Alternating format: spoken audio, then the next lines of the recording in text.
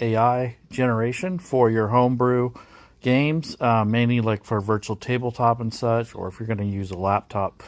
Essentially, we're going to try using Google Gemini Pro 3.1. Tends to be a lot better at creating images, and it does a pretty good job with writing and such. So I do want to say that this is a paid pro version, and that it is something that I've been experimenting with probably for about a month and a half. Previously, before this, I was using ChatGPT, and it did a pretty good job with a lot of things, but I think that this new release of Google Gemini has done a lot better, and I think that it kind of has the style and the sort of way that it creates and generates content. I think I like it a little bit better than ChatGPT. So without further ado, what we will do is do a little setup here. So I just want to show you what I have in regards to setup. So basically, when you use a tool like Gemini, you'll want to create yourself some templates, or at least a starting point. And this would include examples of the type of art you want to create or the images you want to generate, a sample of the style of writing that you like, and perhaps even the output format. So if you want things to come out a certain way, or you want it to output a certain type of text, you want to give your AI tool an opportunity to see exactly what you're looking at, and also give it that, the love that it wants, so that it can actually get a better understanding for your prompts and such. And prompting is actually one of the most important parts of this. If you can give your AI tools the proper type of wording and give it the context it's looking for, it's going to make it a lot easier for you. So I wanted to show you that in the app itself, it has different things that you can add. Like my stuff is in Google Gemini. That's where like all your generated images are. And then the gems are your instruction set. So I have a fantasy art director, which will create actual images. And then I have like a fantasy grounds virtual tabletop, which I will use for the writing and for creating stat blocks and such. So I'm going to start with that first. And basically use this for text and images to be used for the Fantasy Grounds virtual tabletop. So this particular gem has a set of instructions. So it has things like templates, it has formatting tips, it has URLs, like websites that are related to the rule set. In this case, I uploaded the latest OGL from the Dungeons and Dragons website, so that it will create most of the content as non-intellectual property, so non-copyrighted information and such. So I was working on a concept for the spider goblins, so I wanted to kind of flesh that out, and I've used like just some images that I started with. So we'll see if we can actually create some of these things so that it can be usable in your campaign. So let's go with, let's start with another concept. I want to start with maybe like a vampire or some kind of theme, so that we can kind of stick to that. And I don't even really have an idea of what type of homebrew content I want to make. But let's say we got a one-shot coming up, and I want to create something that's entirely kind of new in regards to the setting, the lore, the vibe, that sort of thing. So I guess I'll put in some sort of context for it. So let's go with, let's see. I'm kind of drawing some blanks here. If any of you guys have any tips or ideas of something you want to see, we could do that. And also, if you wanted to create separate or different genres, so instead of always Dungeons and Dragons or fantasy, you could do Traveler, you could do Pathfinder stuff like Starfinder, you could do Call of Cthulhu, whatever rule set you want. But I would set up a separate gem or a separate set of instructions. So that way it kind of has more of a focus to it, and the chat and the relevancy doesn't get lost. So let's take a look at some of this So what I want to do is prompt it. So I think I want to create some kind of, I don't know what kind of setting. I'm kind of drawing blanks here. So maybe, oh, let's go with since I brought up like cyberpunk, Fallout type thing in the past, I want to do something with that sort of, I guess, that sort of landscape or that sort of vibe. So kind of like a wasteland, but in a fantasy world. So kind of like Dark Sun or something along those lines. Or it can just be like a desert or whatever you want it to be. So let's start with the desert. I think a desert would be a good theme. And we can get into mummies and pyramids and all kinds of cool stuff. It's kind of right up my alley because I'm really interested in that. So let's take and this is create a premise for a one-shot. So I'm going to say generate, let's go with generate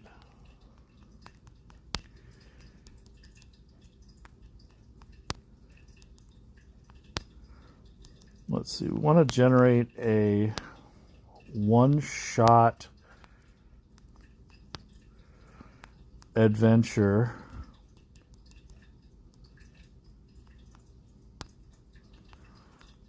which is set in, we'll say in a desert wasteland or desert wilderness. The theme would, I'll say the theme would probably be, let's say the theme would be, I'll say desert nomads.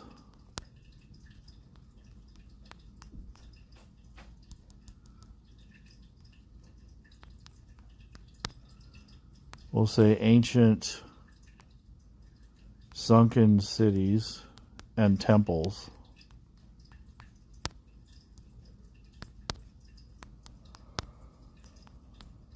And we only want it to last like maybe 4 hours, so we'll do, I'll say use the rule of 3 because that's one of the writing styles I use for one-shots. I use the rule of 3. It's like 3 chapters with 3 parts, you know, 3 parts, 3 chapters, and then each chapter has 3 sections. So use the rule of 3. So that should be enough to get you through, you know, 3 to 4 hours of adventuring. So use the rule of 3 for the adventure design. So it'd be 3 sections. See, I usually have this stuff already inputted as a template, but I want to show you kind of how I built the template as well. So this would be kind of like a template. So I'll say a short adventure template. So 3 sections with 3 chapters.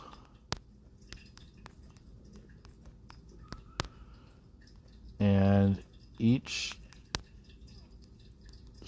each chapter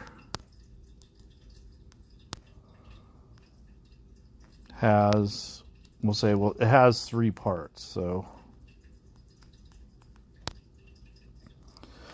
3 parts, or 3 sections, excuse me. So parts, chapters, sections. There we go. So let's see what it comes up with. So we'll wait a second on that. And while this is going on, I just want to let you know I'm just trying out this. Hey Bernadette, how's it going? I just wanted to check out the way that this would flow on a cell phone. I don't normally stream from my cell phone, so I'm trying this out for the first time. And right now my knee's kind of bothering me, so that's why I'm doing it this way. All right, so there's an introduction, which I like.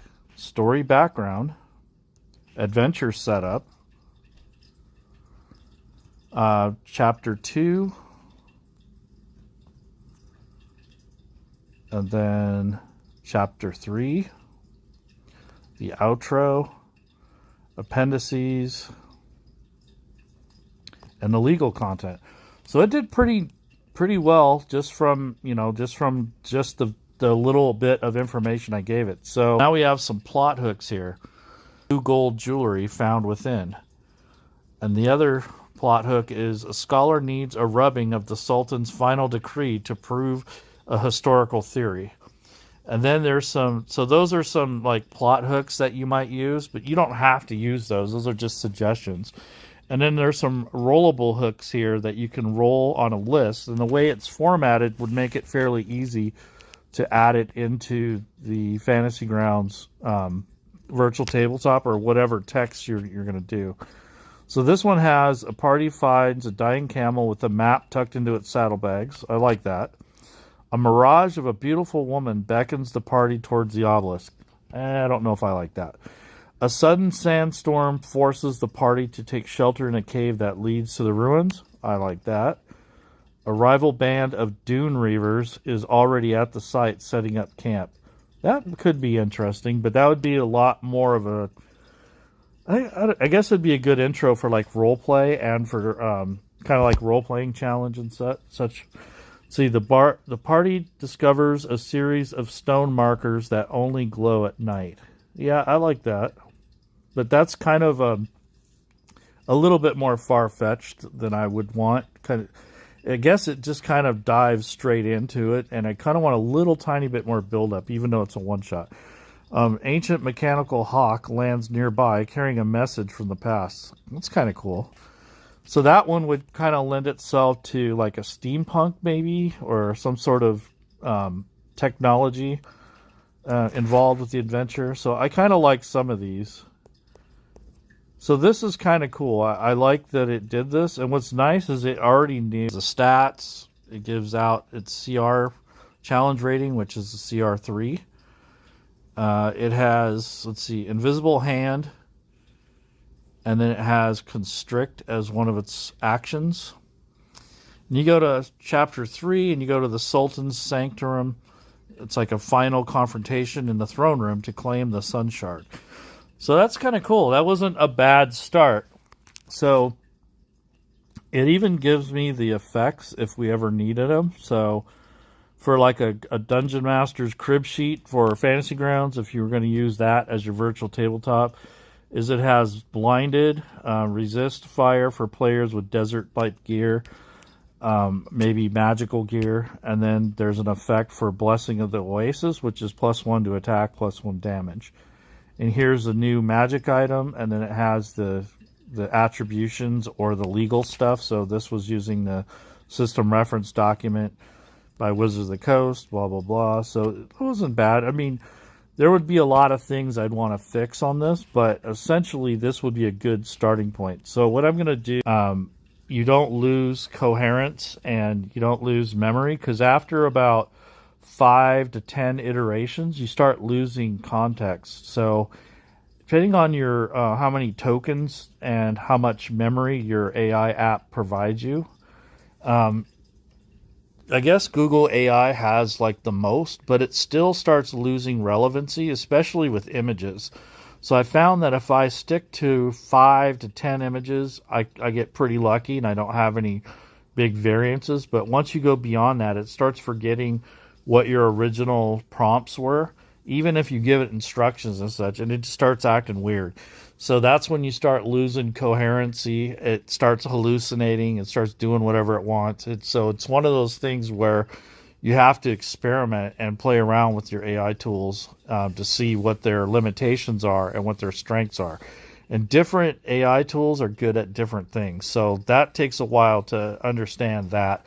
I've been doing this for about 3.5, 4 years now. It started like during COVID.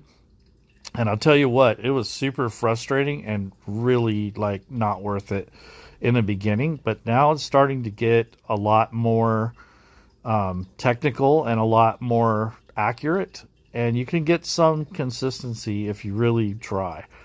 So let's look at the sand weird. Let's say we wanted to make an some sort of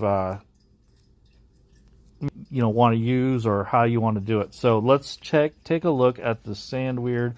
So I'm going to start a new conversation, but before I do that, I would probably take and refine the adventure. So I want to say rewrite the entire one shot. I wouldn't normally do this, but I wanted to show that you can. So rewrite the entire one shot adventure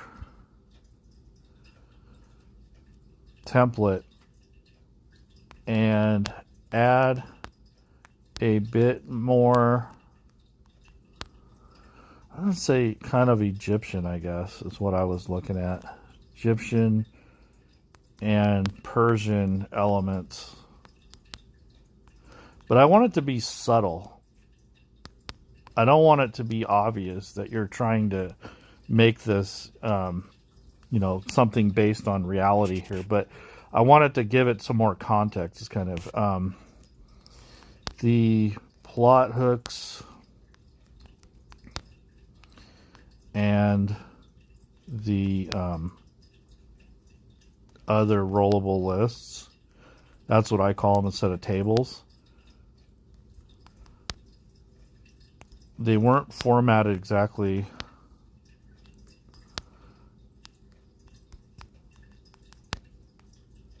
They're not formatted for Fantasy Ground, so I wanted to fix that.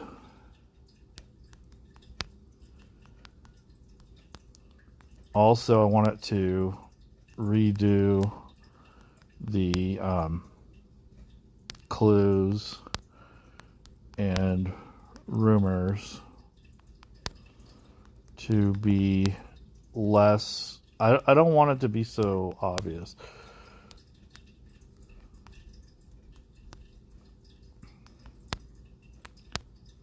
I'll say use a D4 for plot hooks.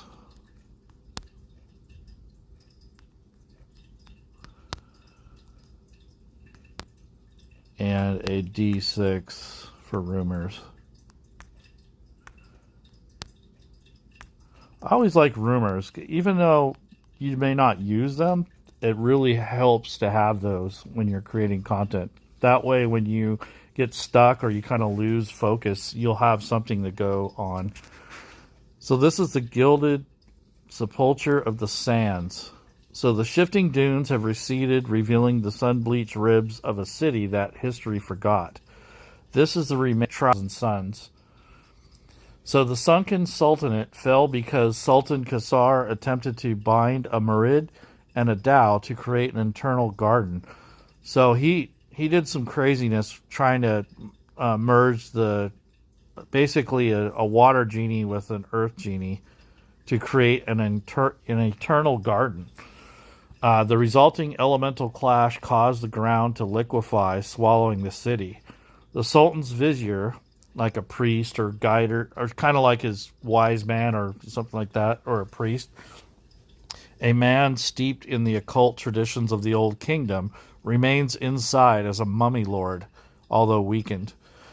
He's sustained by the shard of Razul. The party is hired by a merchant prince, Malik of the Silk Road, to retrieve the shard to restore water to the parched southern provinces. So then it gives you the setup. So you have 3 to 5 players, level 5, so it's kind of a lower middle tier. We're going to use the 5e 2024 rule set, and will be optimized for Fantasy Grounds with NPC effects and parsing. So it has instruction sets behind this, so it kind of already knows what that entails. So you start, let's see, the obsidian monolith. The party arrives at the site where the temple peak has broken through the dunes. And here's the local rumors. And yeah, it's sort of, let's see, plot hooks, local rumors. So it's sort of, it's not that big of a deal. Chapter 2, the Hall of Whispering Reeds. The party navigates the upper tiers of the sunken temple, facing the elemental guardians. And there's the sand weird again. And then chapter 3 is the Throne of the Eternal Noon. The final confrontation with the Vizier in the heart of the temple. So you're going to fight like a lower level mummy, which he's no dummy. He's a CR3 challenge rating. So he's like a lesser mummy in a way. He's got the Rotting Fist, Dreadful Glare, multi-attack. So he has a Rotting Fist attack. And then it has the outro. A read aloud for like the end. you get a reward, and then there's the crib sheet for any effects that you might need. And damage, you can use an action to cast control water spell, and your legal stuff. So that's a little better. So this is kind of more random, which I kind of like sometimes. So I want to make the mummy. Okay, so let's take a look at, let's do the fantasy art director. So what we want to do is, well, let me actually go back to the adventure. And I'm going to say, describe the NPC mummy boss. Let's see what happens here. So we're going to get a text description. Here's jackal head. That's really cool. So I want to take that information. I'm going to actually copy the text here. And then I'm going to go to the fantasy art director, which again has instructions on how to create the images in the way that I prefer. So I'm going to go ahead and paste that in there, and I'm going to say generate a full image of Khalid, who is a harrowing sight, and then I'm going to say use mode 1. So mode 1 is an established instruction that I've given the fantasy art director as to how I want the content created. So in this case, it's a full body length view with white background, and basically that's what we got there. That's pretty neat. I like it. So that's the mummy. And then what we're going to do is we're going to create him again. We'll say generate the mummy. Actually, what I want to do, sometimes I'll do this. I'm going to copy the image and I'm going to insert it on my next thing so it has more context just in case. And I'm going to say create the virtual tabletop pog version of the mummy above, and I'll say use mode 2. So mode 2 is essentially something again that I gave it instructions on how I want it to create the pogs, which are the, like little token. So it kind of already knows, so I don't have to keep prompting, like rewriting the whole prompt out. I can just say do this, and it will kind of understand what it does understand. See, this is the token, but see, this is exactly what I wanted. I wanted more of a head and shoulders one, but I'm going to let that go because I don't want to waste a lot of time. But normally I would probably, because the instructions do say to use the head and shoulder like a profile, and I could request it, but well, maybe I will. So let's try it again. Let's see if it'll do it right the second time. It's not always going to be perfect. I'm going to say use or view show only. I'll say show. I'll say it actually mugshot view. We'll see if it knows what I mean. So, like I said, I don't try to waste too many iterations to fix it, because what will happen is you'll just run out of you're going to run out of token memory eventually. Yeah, it's going to move on. So, and it's kind of like that. You kind of gotta pick your battles. Like, it's not really, probably in this case, not really worth the issue. And if I really want to, I can make my own. So it's not that big of a deal. So I'm going to say create the mummy above, but we'll say top down view. And this will be use mode 3. So mode 3 is like a top down token. So it should technically give me a view of him looking down from above. This used to be really hard to do, and sometimes it still messes up, like it's not always perfect. But just like a year ago, you couldn't even do this very well without. Yeah, so that's pretty good. That's a decent top-down view. And now for the fourth one, so I have 4 different views. So we have this top view. This is the main view. And then we have this token view, which isn't too bad. I can live with that. And then there is this top-down, and then we want to do create splash art for the mummy. Use mode 4. So mode 4 is essentially the like a full image, kind of like a cover sort of thing. So instead of a white background, we'll have actually a color image. So it's kind of nice because you can create all these together, and you don't have to create all 4 of them, but it's nice to have them for different types of situations. Like you might use. So this would be like a